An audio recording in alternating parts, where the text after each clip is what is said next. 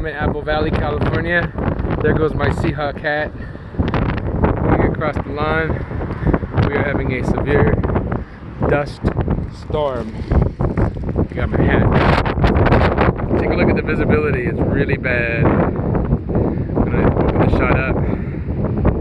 As you can see, winds are at least 40 to 50 miles per hour, steady gusts, it feels like over 60.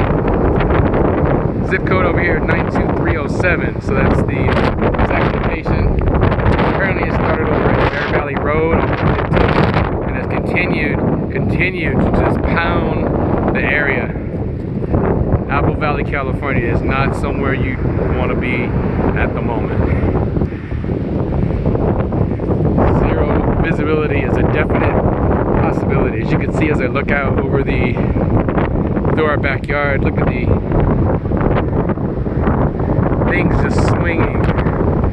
Those are from the privacy shutters attached to the gate. Here's a real bad gust, really bad.